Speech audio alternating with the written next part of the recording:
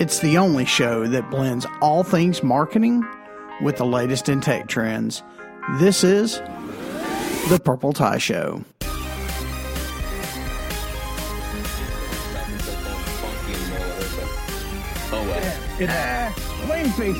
I've listened to plenty of podcasts where it's like this is the you just like talking and all of a sudden production. Yeah, and he's like, we'll fix it in post. Yeah. My guys, look at that. All right, I'm leaving all this. I'm leaving all this previous banter. Reconstruct all of his sentences in post. All right, you mean guys, that's where you make him sound like a guy? He's really high and squeaky right now. Well, no, what we'll do is we'll bring everything down in post, make us all sound really, really good. Okay. In episode 107 of the Purple Tie Guys. So I want to talk. I'm excited. Finally, Jacob, the highly unpaid intern, who is now highly paid. Not by y'all. Not by me. Well, this close, Jacob. Anyway, Jacob has joined us finally on the show. We're going to talk a little bit about Apple, of course, since we throw you under the bus consistently. I get to fight back now, yes. Yeah, you can defend yourself. And I want to talk a little bit. We won't mention why, but you went out of town for training. And I'm really big right now on the whole work from home, remote office, anything that happens can happen over video conference, and there's no need to have to sit in a room with a bunch of other individuals, stinky or not. And you got a different take on that. So I do. I mean, I got to go 14 hours away to a beautiful city, which I'll leave unnamed for my employer's confidentiality. But to sit in a room with a bunch of stinky guys and learn some training. So definitely a different. Now, to be fair, this was the first time you'd ever gone somewhere for training outside of the state, right? This is, yeah. It was my first time out of state for training, at least. Having been out of state for training several times, I can tell you that at this point in my life, I would prefer video conferencing over getting on a plane. And actually, the last training I went to was like an 8-hour drive, 9-hour drive. Mm-hmm. Because in Chicago. Yeah, it made more sense to drive there than it did to fly. Well, if you remember right now, hang on. If you remember right, I had stuff scheduled all the way up there and all the way back. So we made money from the time we left Alabama to the time we got to Chicago to the time we got back. Right? Yeah, and that was the only good thing about that trip. I mean, the training was awful, and all the people in there were awful. Oh, and then it snowed. And we have this. So we have this little Scion XB, which is like a half an inch off the ground and the size of a shoebox. Yeah, it was tiny. They come through and they plow the roads, right? And they pile all the snow up behind the vehicles. And we go out to leave like the next day because we're actually driving back to Alabama. And the snow is further up than the roof of the vehicle. And I'm like, dude, really? It took me forever. The car was white? Yeah, car was white. Yeah, the car was white. The snow was white. And I was just like. It took me forever to dig that car out. I mean, it was awful. It was. And I didn't help. Does not sound like fun. No, I don't expect anything different out of you, Robert. Thank you so much. The only good thing to come out of Chicago is I discovered that although I like the taste of Indian food, it does not agree. It does not agree with any part of my body. So that's the worst part about traveling. Is trying to figure out where you're going to eat. I was like, I saw a Chick-fil-A and I'm like, that's where I'm living. Like, there's no need to explore here. Oh my God. So how far were you? Tell me the Chick-fil-A was like in the hotel parking lot. Oh, it was right across. Like I could walk there. Like I'm sitting, it's like right across the street was a Red Lobster and then the Chick-fil-A. Like, it was heaven, absolute heaven. See, that's where I would have spent all my per diem money. I would have went to Red Lobster like every night, cheddar biscuits, lobster tail. Yeah. Get sloshed to where you have to, walk home. No. Or across the street. I don't remember exactly what he said his per diem was, but I don't think it was Red Lobster every night amounts. It does not equal to that, and they don't pay for liquor either, so can you slosh it on your dollar? Oh, well, yeah, that's a definite problem right there. The food was good. The hotel was good. The only problem I had on the trip was when you fly out of Huntsville, you fly in this little regional airplane with just 2 seats by 1 seat. And if the guy next to you doesn't understand personal space, like the guy did on my flight back, it was all Whenever I was flying from North Carolina to Alabama, I was flying out of RDU, and they didn't have a flight direct to Alabama, so they flew me from Raleigh to Charlotte, which is like a 3-hour drive.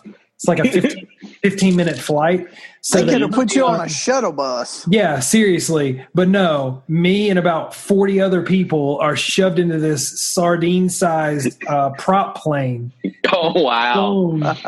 15 minutes to Charlotte. And then I got put on a proper plane. But it was still a regional plane like you were describing. It's 2 seats on one side, 1 seat on the other. Had 1 jet engine instead of more than 1, 2, 3, whatever you can have. Mm-hmm. See, I think that's okay. Now that's see, you should always have a fallback. like if you've got room for an extra engine, maybe you should have an extra engine. Their fallback was, in case you land in a water area, your seat can be used as a flotation device. Put your oxygen mask on first before attaching it to the kid. No, or other passengers. It's so small they didn't even have the oxygen mask. They were like, if the cabin depressurizes, oh wait a minute, never mind. I thought we were flying a real plane. If the cabin depressurizes, I apologize in advance. Oh my God. Oh man. So exactly. So I'm all about doing, like, we're on a video call right now. Mm-hmm. And I feel like the whole world could take place on a video call. Well, I'm interested, though. So that's my take on why I think video conferencing is better than going. But why do you I'm a going? I'm a little torn. So in going, I got to meet people. So that's the big thing. So like, our way our company is structured, we have production here in the Alabama area. And then where I went to is our corporate headquarters. So I got to go there and meet people that I'll interact with on a daily basis through work. So shake hands, put a face with a name. That was awesome. Now I'm definitely on board with the whole idea of video conferencing, because I was out there 2 days of training for about 8 hours total between those 2 days. And I spent 4 days away from actually being able to do real work with travel time. So in that instance, I'm like, I could have done this all over video. But I am still a big proponent of actually going somewhere, bringing people to you when it comes down to doing work like on Excel or editing a document. That collaboration of everyone sitting around a singular screen or breaking apart into groups is just so much easier to do in person instead of virtually. I don't think virtually is quite solved that. But I definitely think that's something different between, big corporate industry and smaller business. And the cost associated with y'all traveling just wouldn't make sense versus, what you can do over a video conference call like this. Yeah. Well, when you're talking about spending $3,800 on a website, something like this makes sense. Mm-hmm. When you're spending, $1 million to, build a magnificent thing that could kill a bunch of people if it wasn't done right. You kind of want that shit to happen in the same room sometimes. Or if it was built properly to kill a bunch of people. You never know. It could be 50-50. This is all highly classified. I actually don't know what you do. Like, I know where you work, but I have no idea what you do. And we can't talk about it because it's highly secret. Yeah. My proprietary information clause gets invoked here. But let's just say we don't kill people if it's done right. If it's not done right, then you know. If it's not done right, it's just anybody's game at that point. Yeah, no, for sure. It's definitely interesting. But for instance, like when I went out there for training that's related to a standard we have to meet. So everyone has to go through the training. You have to get certified and meet the standard. We don't meet the standard, we lose, a couple $1 billion. So definitely in that instance, while it's something that it's like I hated being out there in person, you also understand the significance and why you're out there. But it's definitely interesting, something like this. I mean, we're only 45 minutes apart, 30 minutes if you're going 10 over the speed limit. We could have totally done this all in like the same room, sitting around the same thing. Well, we could have. Weren't you in this city earlier today? I was, but then in an hour and a half, when it's my bedtime, I can go to bed instead of having to drive back home. Yeah. Pluses and minuses. Pluses and minuses. Yeah, hey. Well, since we can't talk about his current employer, let's talk about his previous employer. Oh, and we can name names with that one. Yeah, we can, because it's just like everybody moving up to we call it his big boy job, Jacob's big boy job. Oh, yeah. But everybody starts off where he started off, because you worked at the Apple store. I did. I never worked for Apple. Don't put me in that. No, when I say everybody started there, it's like Apple Store, McDonald's, Waffle House. You started down here. Mm-hmm. I worked at the fruit stand. That is correct. So Apple just announced some really big stuff that you're super excited about. You were at the office the last time they talked. They announced stuff, and we were sitting in the same office. You were live streaming it on your iPad. I remember you were so excited, and then they announced the Siri speaker. What is it? Mm-hmm. The HomePod. The HomePod. That's what it is. Yeah. Now we're going to have to throw a little disclaimer in here that if Jacob starts squealing or has any high pitch movement, I've got all because he's really. Yeah, I've got normalizing software. No speakers or eardrums will be blown. I mean, here's the thing. He's just so excited about it. He's just like. I think this is where we throw in the Robert disclaimer too. So, what was it, like 8 months ago? Robert told me he would never buy an iPhone 7. And then like 4 months later, I get this call going, I'm going to pick up my iPhone 7. I'm so excited. iPhone 7 okay. The biggest possible iPhone 7 hang on now. The only reson that I bought this iPhone 7 was because one of my employees bought an iPhone 7. It's not your fault. No, I will not have the oldest. Like, if I'm paying for it, that so let me get this right. So one of your employees stiff-armed you into paying $800 for a phone? Yep, that's and you pay what these happened. People. Okay. Yeah, but it's okay because I used his upgrade. To be fair, this podcast is being recorded. Everything is Apple that's being used right now. This is true. Because I know that Robert's using an iPad. I don't know what you're using. Is it your MacBook or your MacBook Pro? Yep. And I'm on the iMac in the back in the studio. So I think your headphones are the only thing that's not Apple too. He's on Apple no, he's on Apple headphones. Yep, that's right. I'm on AirPods. Yep. Mm-hmm. Yep. Well, now we got the really nice stuff in the studio. This is nice speaker, nice headphones, nice microphones, all that good stuff. But you're the Apple proponent. You are all about the Apple stuff. The only thing Apple, we discussed this the other day actually. The only thing Apple that you've ever returned was the iPad Pro. Yeah, the 12.9 inch one. Yep. See, now, here's interesting. Well, at least we know what your size limit is now, Jacob. So I have often said that if Apple were to make a golden turd and forget to dip it in gold, like it could just be the turd. No, Jacob would still buy it. That would be an update later. Oh yeah. No, you go get it dipped. No, it will be a dongle. It'll be a dongle.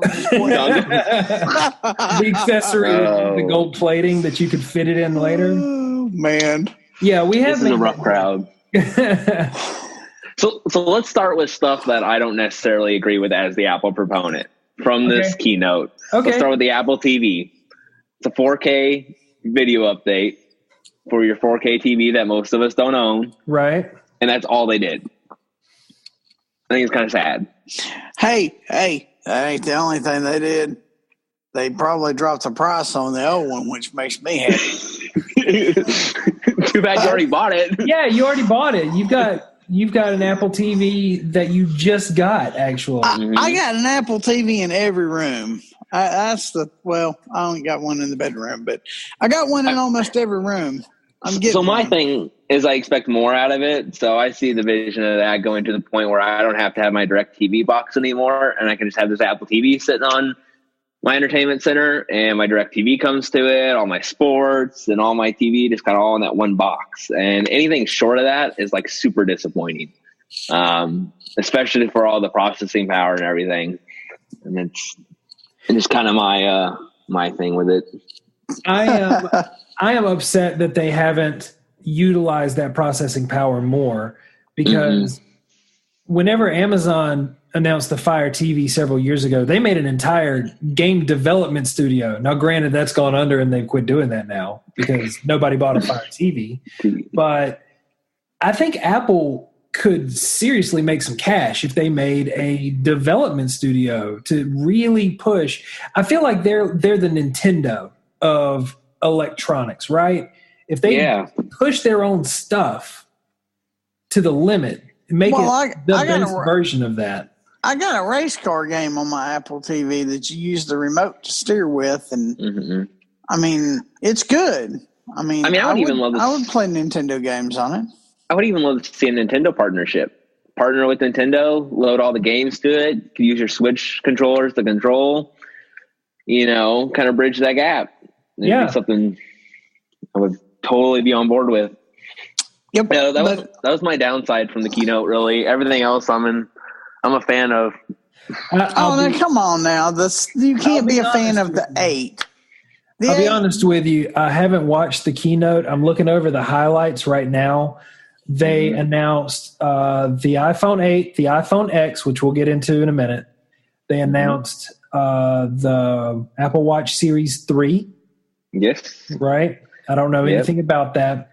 So we'll go to watch next. Series 3 is your Series 2 watch with LTE capability. Is that the only update? Pretty much. They didn't add any size or anything to do that. So the big thing is now that you can leave your phone. And I guess the big use case for that is when you go to work out, instead of having to have your phone with you, you can leave your phone in the car or in the things for your watch. You can use Bluetooth headphones to connect to the watch, play the music that's on it, or stream music. It's kind of cool for that. And go running or something. I'm not a big runner, but you go running and if you could see me right now, you'd understand the running thing. Look, if I'm that's running, like seeing any of us, right? Yeah. You see us running, there's an earthquake. Right. It's okay. If we're running, you should join us. You've already talked about the Apple TV going to 4K, and then there was watchOS 4 and iOS 11 announced, which iOS 11 actually comes out tomorrow. Ooh, I forgot about that. Yep, iOS 11 update, it will be available tomorrow, so we'll watch OS 4. So I don't know anything about them. I saw a little bit about OS 11, and I'm kind of excited about that, depending on how much my 6S gets. It's always the fun bit. Yeah. It's supposed to be a lot faster, and as far as backing up goes, because having worked at the Apple Store, a lot of the problems that arise are from software problems. So our thing was always you have to rebuild the software, right? Just kind of normal technology stuff. But in order to back up text messages, you have to do a complete backup. So they're separating out text message backup now, so you can erase your phone, set it up as new, still get your text messages, your photos, contacts, download your apps again, and solve all the software problems without ruining your life. Which would be awesome. That's a big deal for us, for Fave Geek, because whenever somebody brings in their phone and they've never backed it up, which I'm sure you saw all the time, they're like, am I going to be able to keep my text messages if you backed it up? You sure? I've never backed it up. Okay, if I back it up, it's going to take 4 hours. So Yeah. you can pick up this phone tomorrow, right? Mhm. So, Or you can take it home and do it yourself. yeah, or you Well, can do it yourself. And like at the Apple Store, we can't complete the backup for you. It's part of the data policy. So they don't have hands in your data when I was working there. And so we would either go home or you sit there for 4 hours. And, most people didn't want to sit there for 4 hours. So you just made this 30-minute drive to go right back home. And yeah, so this will be awesome. It's the little things in iOS 11. I don't see a big overhaul by any means. But the little things will be the one thing that I saw that I was really sort of looking forward to is they've really been playing around with the lock screen stuff here in the last couple of years. Mm-hmm. And they've got some modular lock screen stuff that looks really cool.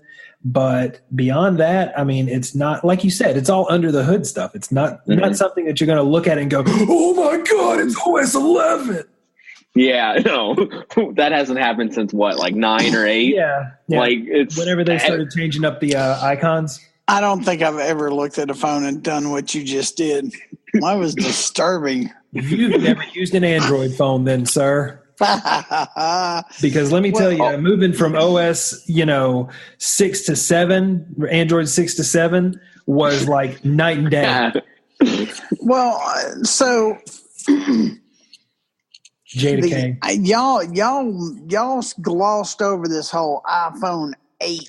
I was going to come back to that because that's the big announcement for this keynote. Yeah, but talking the most about, I feel like it's not even a great update. I mean, Blake, what I want to boil this comment Robert made down to is we were boring him with the rest of the tech stuff and he felt left out.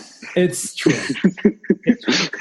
So listen, 8 is pretty, Robert. With me and I'll sit over here and not do nothing like I do the rest of the day. It'd be the best podcast ever. Wow. Shots fired, man. It's been a long day. Man down. All right, Robert, iPhone 8. Kick us off. Yeah, go for it. Well, so they didn't make any real leaps and bounds. Like the iPhone 7, they modified the home button. It doesn't actually push. It's just the taptic feedback. They really, the 2 cameras on the 7 Plus, that was the selling point for me. And I just don't feel like they didn't do, there's not enough difference between the 7 and the 8 for the price difference for me to jump to, not that I have an upgrade available anyway, but if I did, I don't know that there's a big enough improvement to. So I think there's 2 key points here, and we'll start off with the marketing point since, Purple Tie Guys is a marketing thing. The first one is, how long have we been talking about an iPhone? No, 8? it's a damn good marketing thing. Damn good marketing. Okay. There you go. But this is just a key marketing ploy. iPhone 8, we've been talking about the iPhone 8 for a year now. Everyone's like, I'm going to get an iPhone 8, and the iPhone 8 came out finally. So who cares what content shoved into the case? You have what everybody's been wanting, an iPhone 8. Now, is it the flagship of this, year? No, but it's what everybody's been raving about. So you look at someone and I got the iPhone 8. They're thinking you got the latest phone, and they don't know any better. On the second side, on the second side of things, you see 2 big improvements: the A11 Bionic chip, which we have no clue how great that is. From speccing, it looks like it'll out-spec my MacBook Pro. And then you have wireless charging, which, is wireless charging. It's not a big thing of mine, but some people love it. No, wait a minute. Whenever we were talking just the other day, you were like, I got to figure out how much this wireless charging mat is because I got to get that sucker pre-ordered. See, that's different. That's the AirPower mat. That's got a different spec than wireless charging.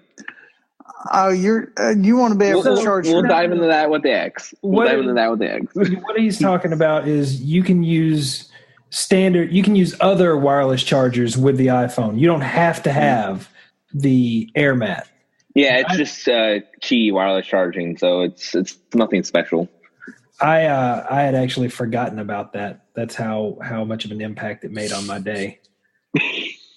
Well, So I know you're going to get it. Are you going to get the wireless earpod charger case? The $150 case? So let's talk wireless charging for a second. I'm not a huge proponent of wireless charging. I use my phone a lot while I have it plugged in. You get to the end of the day, the time when I'm actually going to charge my device is while I'm sitting down watching some TV. I want to surf Facebook, do something like that. I have it plugged in, right? So wireless charging doesn't do a whole lot for me there. Now, there's two things I struggle with plugging in just because they're extra cords is my watch and then my AirPods. So do I have this cord sitting around for my AirPods all the time that I charge like once or twice a week? And that's kind of rough, right? Then I have this extra cord flailing around my bed or around my, couch, and it just doesn't work out real well. So if I can have this one mat that I set my AirPods down on, my watch down on, and I can set my phone down on, and it all just charges, there's some value there for me. Cleans up the clutter of the cords, lets me leave those cords in a manner in my backpack or in a suitcase. So when I do go on the go, they're there, and I don't have to worry about having an extra set. So it solves a lot of little problems all in one. So yes, I will have an air power mat, Robert. Maybe you can start paying me. I can afford it all. I would expect nothing less. Well, now you said you have every other Friday off at your big boy job. So I do. I'm gonna put you to work on one of your Fridays off, and you can earn what the peasants earn. That's called a percentage. I've been asking for my 1% for a long time. Oh, me too. Anyway, maybe I'm being too salesy. It's okay. All right. So the iPhone 8 is basically just what the iPhone 7S would have been if it didn't have to compete with the X. So let's talk about the X. Okay. All right. Someone's smiling. Because I know somebody that's already pre-ordered it. Can't do that until the 27th. Okay. I know someone who's prepared to pre-order it. You got to get in the first 10 minutes or they're going to be sold out or the site's going to be 10 minutes. I'm thinking the first 30 seconds. Yeah. Site's going down or they're going to be out of pre-orders. Yeah. So the iPhone X, we all knew that it was going to be called the X because it's the 10-year anniversary of the iPhone. And it makes my mind melt a little bit thinking that we've had an iPhone for 10 years. But that being said, I feel like they're going to drag this X out like they have OS X for the Mac. I think this is going to be the iPhone X1, the iPhone X2, the iPhone X3. And I do. I think because here's the thing: where we talked about this, Jacob. Where do you go? Do you go back and be like, introducing the all new, the overly improved, where nothing changed, the iPhone 9? No. Or do you just move on and be like, oh, it's the iPhone 11D? I think it's just the iPhone next year. You think they start over? No, it's just straight up iPhone. They don't do any numbering anymore. It turns into iPhone, and that's it. And they start doing it like MacBooks, where it's the year model, right? That's how you differentiate. That's how I would do it. That's a good point. That's a good point. Because Android's sort of done the same thing.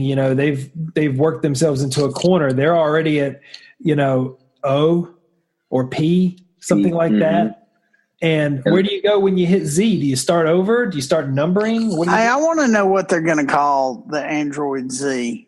Like, I'm sure you got Popsicle and Chocolate Bar and Skittles and Candy Cane and Kit Kat. That's two C's. It does have to be a dessert. That's the key to that. But, okay, so let's talk about the iPhone X and what it offers, right? The innards are basically the same as the iPhone 8. With some key differences. Mm-hmm. What are the key differences? So one key difference would be the rear camera. Both cameras are now image stabilized or ISO versus the non-telephoto on the 8 and 7 was ISO stabilized. And then we have no touch ID. We have gained a bunch of front cameras on the phone for Face ID. And let's see the screen, but that's not really an inner difference. It's more of an exterior one. But those are your big differences. Yep. They've added screen at the top to surround where the microphone and all of the new bits are, right? Mm-hmm. You get 2 little wings on either side, which are neat looking. But so let's talk about the wings. Well, no, now hang on. I was gonna bring this up. My iPhone 7 Plus reads my fingerprint about 8 times out of 10. Mm-hmm. Now, if you lock this down to where if you enter your passcode 10 wrong times, the phone freaks out and locks you out. Mm-hmm. I mean, what happens if it doesn't recognize? I mean, how great can this facial recognition thing be? And then let's talk about the other stuff that's going to happen. Because the government is going to be scanning our retinas and stuff using the new iPhone. So let's cover some biometric points. Your biometric data is not covered by constitutional law. So requesting biometrical data from anybody is completely covered underneath law for officers, right? So they can ask you to unlock your phone with your fingerprint, and you can't deny that. Now, what is covered underneath law is your passcode. You're not required to give that. So, I didn't know that. It's definitely a different aspect. So there is something in iOS 11 which will allow you to lock it from using biometric data for instances like that. But I want to bring this up as well. I agree with Robert. My phone unlocks it's pretty consistent, but you get that one random time where it's like, just thumb, nothing. It's like It doesn't even register that you are trying to unlock the phone. But we've covered Apple numerous times on this podcast. And one thing that we say all the time is that Apple does not invent new things. They perfect things. And facial identification has been around for a long time. Android phones have had them for a long time. Computers have had them for several years too. Hey, let's talk about this wireless charging thing because it's been around. Wireless charging for 5 been around. years. Yeah, it's been around for a while. But I feel like if it's going to be done reliably, that Apple probably has the right idea. They've added in 3 cameras on the front, and I mean, there's small stuff like a flood illuminator on the front, so when you're in the dark, it can still read it. I think there's definitely been some precautions taken for it to be the only other form than a passcode of verifying your identity. Where everyone else is throwing it in their phone and gone, here's a Touch ID if you still don't like it, and just kind of left it as is. They've taken the time to ensure this is a secure form way of identifying you for everything from Apple Pay to unlocking your phone. Something else that's small that I like is that it unlocks and then you still have to swipe to get into it.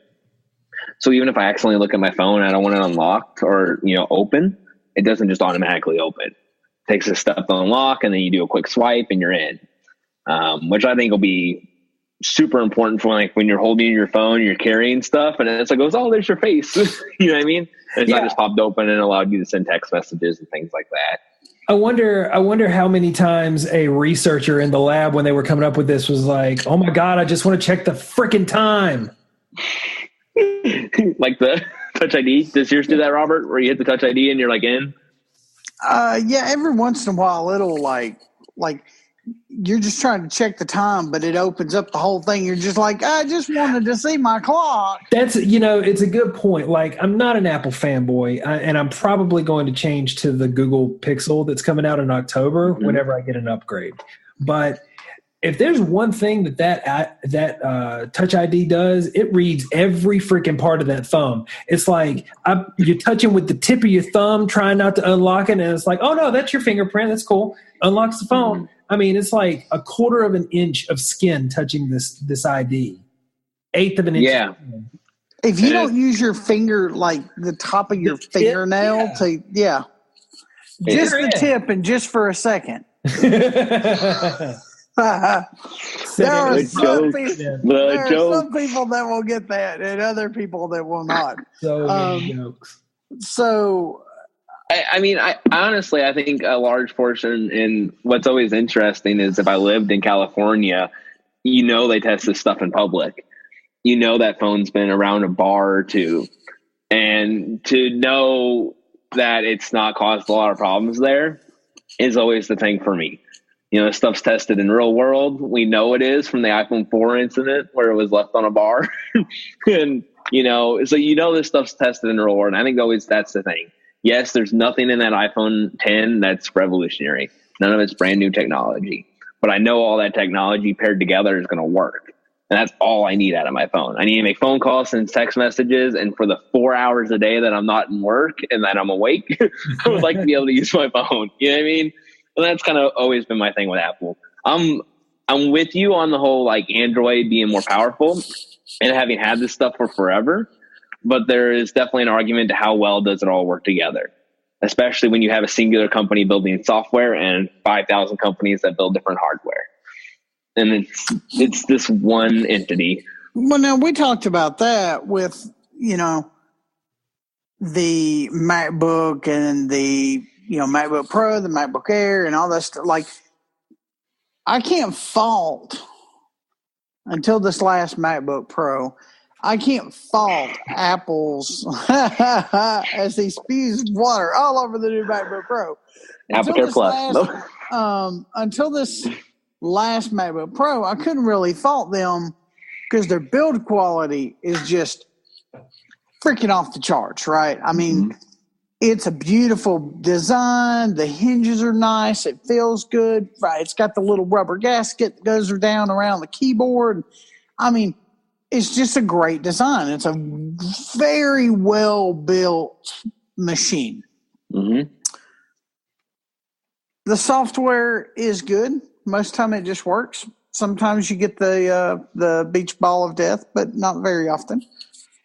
But Blake got a new Dell XPS, and it's all aluminum, got a 4K display. I mean, it's getting pretty, but it was really expensive. I do just want like the MacBook Pro. Yeah, it is. It's very expensive, but I do want to point out something. About a third of the software that's running the my new laptop was made by Dell. So it just goes to show, you can have the same stability on a Windows machine. You can have the same build quality on a Windows machine, but it starts to act a lot like Apple because they're making a lot of that software. My wireless card and all of the wireless card software was made by Dell. Same for the audio. The audio card and the audio software was all made by Dell. And it's great. It works fantastic. But again, I think that's an Apple-driven thing too. For years it was okay. We're going to have one company that builds software. Everyone else is going to build hardware, and it was let them do what they're best at. And then it kind of came down to the moment when Apple, I think, really took off was when everyone realized, okay, if you have hardware and software in the same company, the marriage between the two is even better.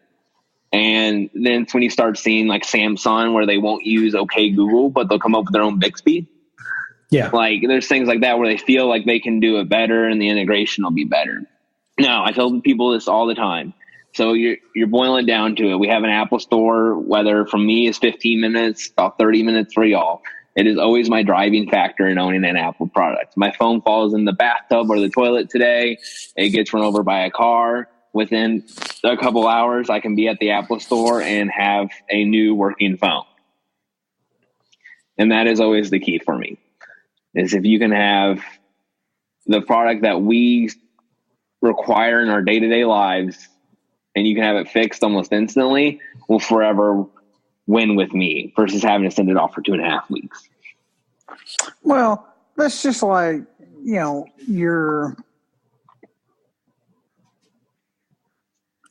us, because we own a technology company, it's and we work on just about anything, Mac, Windows, it doesn't really matter. But if it's kind of like you bought the Honda Civic, right? Mm-hmm. Technically, you can take it anywhere to have it worked on. But it's going to go back to Honda because they know what they're doing and they have the certified, thing. And I just feel like once it gets past a certain age and gets out of warranty, it's kind of like, you start being a little more open about, maybe I'll take it down to maybe not the Shade Tree dude, but I'm going to take it to the local auto mechanic, save myself a couple $100 because they're going to be able to order the sensor and put it in and all this other stuff. Like, well, at that point, it's just about maintaining, it's not about peak efficiency. It's about just or warranty or anything like that either. Because that's all gone. You're all past that. And, there are Microsoft stores. They're just not as prevalent as Apple stores. And there used to be Gateway stores. Mm-hmm. I don't know if anybody remembers that. There was one about 45 minutes from my house that I grew up in. And that was like, well, it's sort of like the experience that you first get if you've never walked into an Apple store.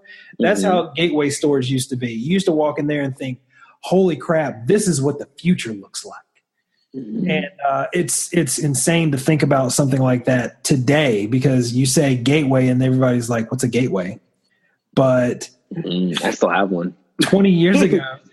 Yeah, 20 years ago, it was the thing, Yeah, it was. It's definitely an interesting perspective too, because Gateway was the thing back then, and we look at our companies like Apple and Samsung, and I always wonder 20 years from now what they'll look like. Well, look at Dell. I haven't seen Gateway, and I involved Samsung. Even Dell's. Look at Dell before, right? Dell was okay, but it's where like the business people went and they ordered their Dell workstations, and then they kind of opened up to the public, and they became this like, kind of trash hole. Yeah, if we can use that, where they just built the absolute, cheapest computer they could possibly build, and you could go on the Dell website and get a fast ship that would be there in 3 days for $199 with a free monitor. Came with a free monitor, free keyboard, mouse, free speakers, free microphone. Yep, I remember that. Yep, with the little stick microphone. And now I went and looked at this laptop that we just bought Blake because I was looking at one for me. And it's like $2,000. It's like $2,000 and like a week to ship it, and like they've really upped their game. But now this laptop is built like a brick crapper, right? We're trying to keep this from a little PG-13. So. Well, you've already dropped the S-bomb, so it doesn't matter.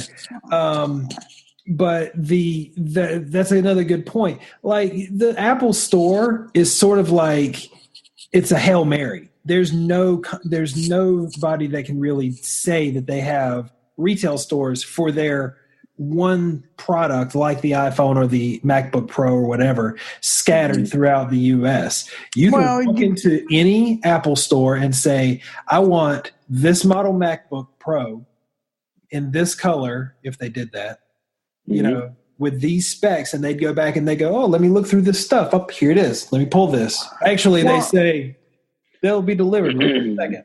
Well, that's not exactly true, because if you get anything that's not like the standard spec, you're going to freaking wait on it. And you're going to pay for it. In both of those, yeah. So dearly. So my big thing from having worked there, as far as like the sales component of it goes, is none of those people are working on commission. They're all paid very well. They don't care what you buy, and Apple as a whole doesn't care if you buy it at their store. You can go off to Best Buy and buy it. Either way, they're getting the money. So it was very much an atmosphere of, okay, what do you need? and I don't care if you buy it, which was always awesome from like an employee perspective, because I was never forcing people to get, hey, get this credit card, or, hey, you got to buy this today. Yeah, if you bought it, awesome. If you don't buy it and you want to go to Best Buy and get that watch, $30 cheaper, cool. I don't care. Either way, we're getting the money at the end. I'm getting my paycheck. We're good. So that's always nice. Since they talked about this in the keynote too, they're switching up. I saw that yawn, Robert. Man, it's getting past my bedtime now. It's whatever. They're going to more of this town hall type feel where you can go and hang out, and I think that'll be really awesome. I think it'll be cool to have all of the computing resources, and I know we talked the other day about not everyone needs a computer anymore, but those few times that you run across when you do need a computer, to be able to go to the Apple store and use it for, the 10 minutes that you need it would be awesome. So I haven't heard about this. They're basically turning themselves into internet cafes? It's the idea. They want people to hang out. So they do these, what they call Today at Apple. They're little sessions is what they call them. But they're kind of like classes, and you can take pictures. You can work on projects. They do coding, lessons on drawing. They'll have live musicians in some of their bigger stores, artists, and it's just kind of like, come hang out. It's not a come buy something, come hang out, come use this accessory. I know when I was working at the Apple store, we actually had iPad Pros with pencils, and you came in for the drawing class and you didn't have one, we let you use it while you were there. So you could feel that out, how it is to draw on there, what that looks like for you without ever having to actually purchase it, and a little more in depth than sitting at the table and doing it. Yeah. Two things that I want to dive into while you're on that with the iPad Pro. Mm-hmm. First of all, I got my new, you can't really see it, but I got my new Well, it's an audio watch band. so no one can see it. Well, thanks, Brainiac. So anyway, what me and Jacob had talked about earlier in the week was I feel – so here's the way I feel about the iPad. If the iPad had the Apple Pencil with kind of a touch technology built in where you could use your finger if you wanted to, or you could use the pen either way, and if you ran some kind of like weird morphed, like not quite full blown Mac OS, but something a lot better than, iOS. So it's not like a giant freaking phone. So it's like a usable tablet. It would actually run. No, I agree. Full blown versions of Mail and full blown versions of Safari, and none of this mobile BS, like actual legitimate freaking websites. I agree. I feel like the iPad specifically needs to have a more robust operating system. So I'm with you. I'm with you on that. After we talked about this, Robert, I went back and did a little research because I know I'd listened to an interview done by, I forgot the Apple executive's name, but he did an interview where they were talking about why isn't there like a Mac OS version on the iPad? And he brought up a very interesting point of the fact that our generation, yes, we grew up with a computer, but you have a whole generation of kids now that have rarely touched a computer. They've done everything on a mobile device like an iPad or a phone. And what they're struggling with is that they don't actually know how a file system and a file hierarchy work. They're so used to just saving things in photos or it's saved in the app that to retrain people that, hey, this is going to become a file hierarchy system is actually something they're really struggling with. Because it's not natural. To us, it's natural. Put this in a folder, put it on the C drive, call it done, right? To them, it's not natural. So they're having to figure out how you bridge iOS and Mac OS and maintain all the power of having a file hierarchy system with all the ease of use of what all these kids and the next generation of buyers are using. Yeah, Windows 10 is a that good scares example the of ever-loving shit out of me right there. Windows 10 is a good example of this because you've got in Windows 10 there's a tablet mode, right? And if you turn on tablet mode, Robert's got the tablet, and in tablet mode, it works exactly like you would expect a tablet to work, except the programs that he has installed don't always go to a tablet interface. And by that, I mean way long time ago, whenever touchscreen technology had first started getting really popular on phones and such, they had a term called thumb friendly or finger friendly. And none of the programs that we use on a daily basis have a user interface that is thumb or finger friendly. Well, like I use Google Chrome. I use Chrome as my web browser, but it's a absolute pain in the butt to try to get your finger to click on like a little link without clicking the other little link, and it's just, I think that's the downfall of that. I also don't really know where the bridge would take you. We were talking about bridging iOS with Mac OS, and it's like, I know I want something more powerful than iOS, but I don't know where to stop, because you want full-blown versions. Like Mail on the iPhone and the iPad is garbage. I hate using Mail on the iPhone and the iPad. I would agree with you. I would much rather be able to select multiple messages and delete them or mark them in a certain way, instead of having to swipe, click, swipe, tap, swipe, tap. And that's a pain in the butt. But at the same time, I don't want to be able to run, Photoshop on an iPad. Well, no, but now hang on. In like certain business instances, we're talking about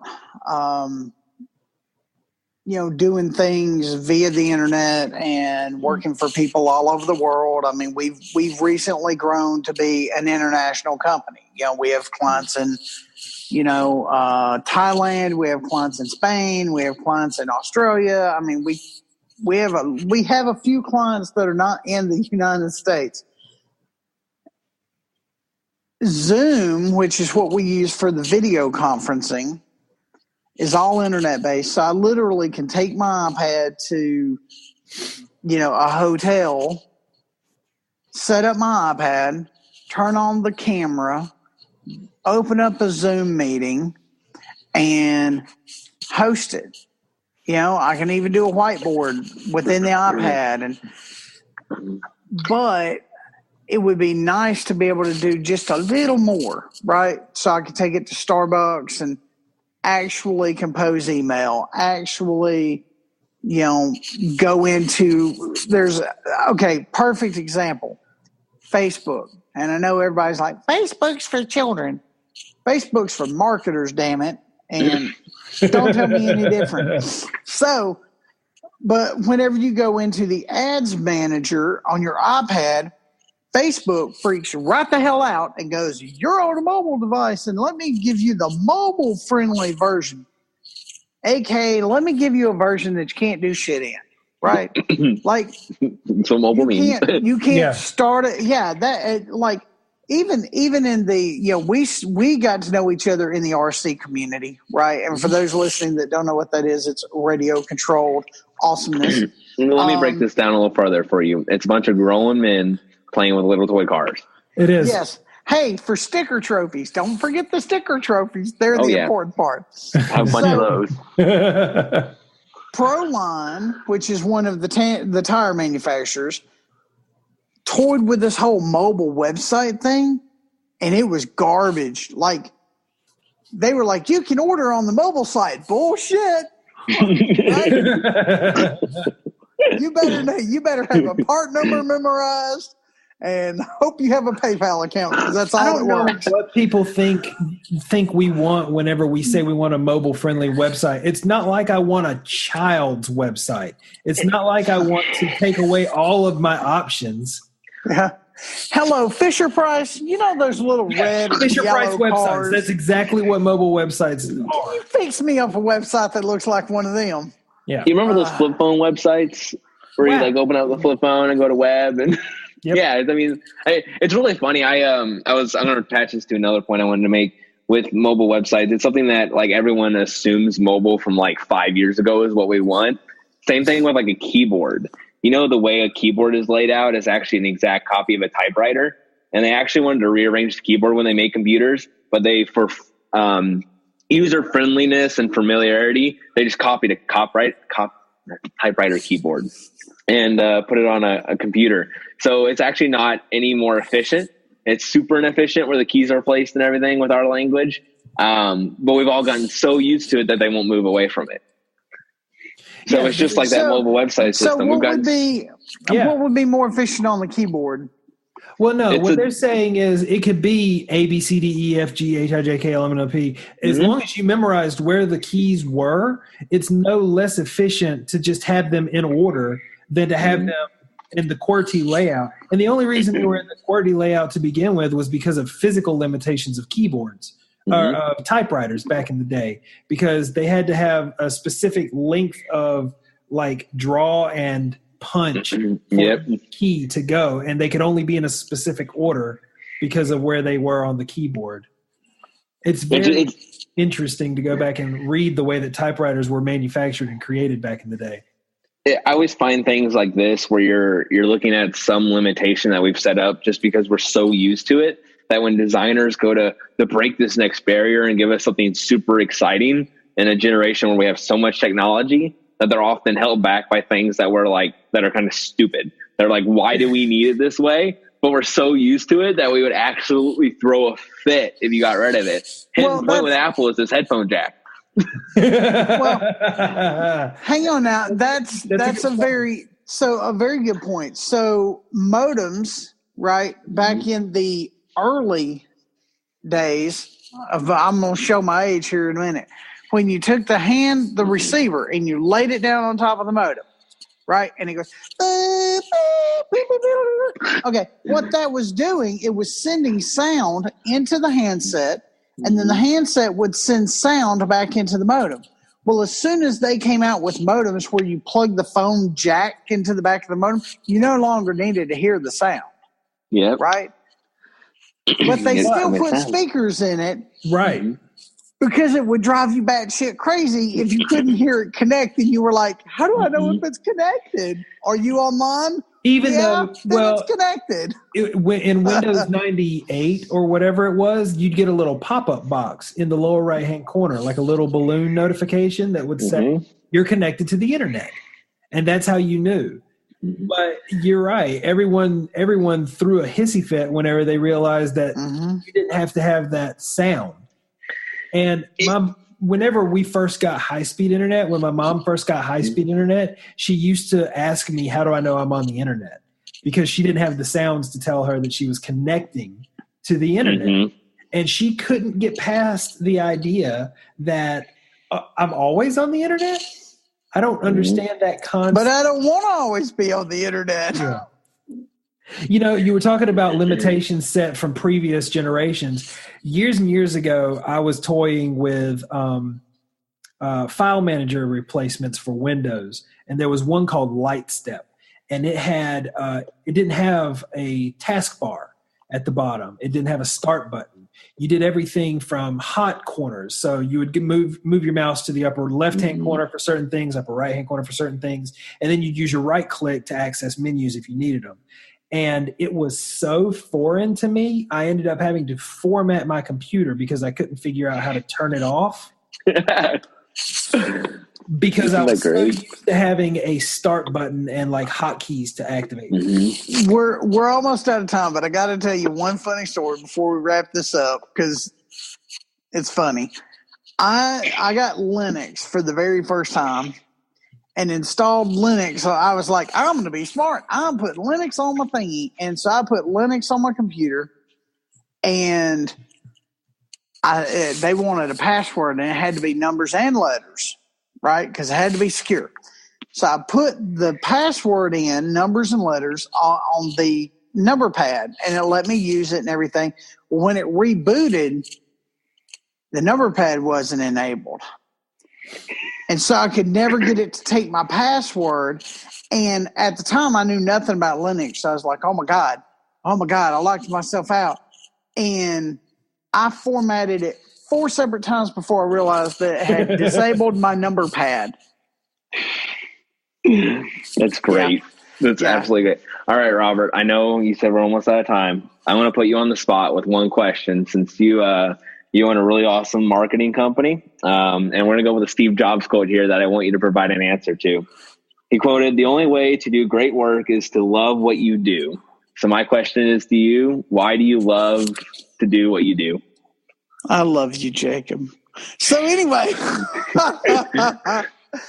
the reason I love what we're doing in the marketing company is because I absolutely love helping other businesses succeed. Like, I always view it as